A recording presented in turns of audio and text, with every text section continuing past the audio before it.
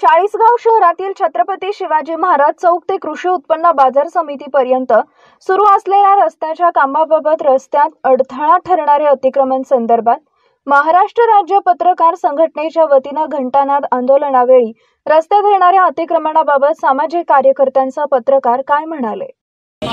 चाळीसगाव नगर परिषद मुख्याधिकारी यांच्या मार्फत केल्या जाणाऱ्या कारवाईमध्ये दुटप्पीपणाची भावना दिसून येत आहे।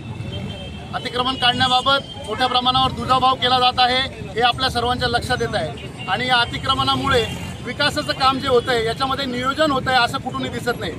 नियोजन शून्य विकास कामांमुळे आणि अतिक्रमणामुळे आपण बघितलं की या पावसामध्ये सगळ्या दुकानांमध्ये पाणी भरलं होतं। हा अतिशय ज्वलंत असा प्रश्न आहे आणि ही घटना फक्त अतिक्रमणामुळे घडलेली आहे, नियोजन शून्य कामांमुळे घडलेली आहे असं म्हटलं तर वावगं होणार नाही। परंतु या बाबतीत आपण बघितलं तर इतर सर्व राजकीय पक्ष हे मूग गिळून बसले आहेत। कदाचित त्यांचे काय म्हणताना त्यांचे काही संबंध असतील त्याबाबत न बोललेलं बरं, पण पत्रकार संघाने अतिशय ज्वलंत मुद्दा घेऊन हे जे आंदोलन छेडलेलं आहे या आंदोलनाला मी आम आदमी पार्टीतर्फे जाहीर पाठिंबा देतो आणि या आंदोलनात आम आदमी पार्टी सदैव तुमच्या सोबत राहील अशी ग्वाही देतो।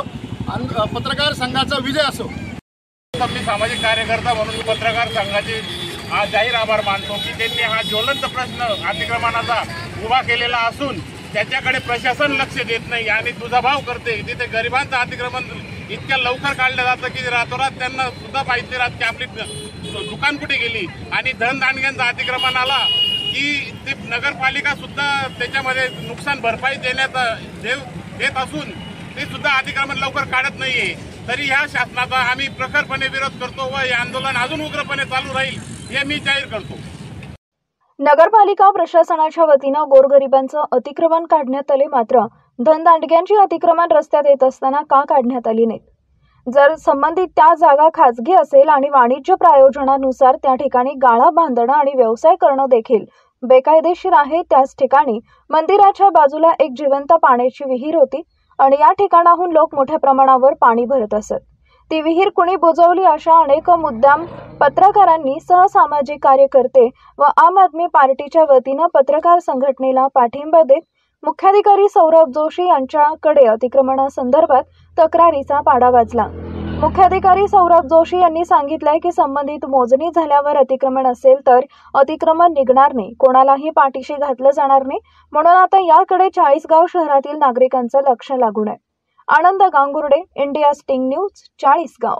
मी त्या डॉक्युमेंटचं अवलोकन आणि तुमच्याचकडच्या डॉक्युमेंटचं अवलोकन केलं तर तुम्ही तुमच्या विभागाकडून चौकशी करावी की त्याला कमर्शियलची आकारणी केली, कमर्शियल घरपट्टीची आकारणी केली जाते अथवा काय। त्याने घराचा तुम्हाला खरेदी खत दिलेला आहे आणि तिथे व्यावसायिक उद्योग जो आहे तो अनेक वर्षापासूनचा, म्हणजे तो म्हणतो त्याच्या म्हणण्याप्रमाणे 20 वर्षापासून 25 वर्षापासूनचा सुरू आहे। तर 25 वर्षापासून व्यावसायिक वापर असताना आपण त्याच्यावर काय दंडात्मक कारवाई केली, त्याच्याकडनं किती रिकव्हरी करण्यासाठी जे त्याच्याशी पत्रव्यवहार केला याबाबतचा सविस्तर खुलासा नगरपालिका प्रशासनाकडून केला जावा।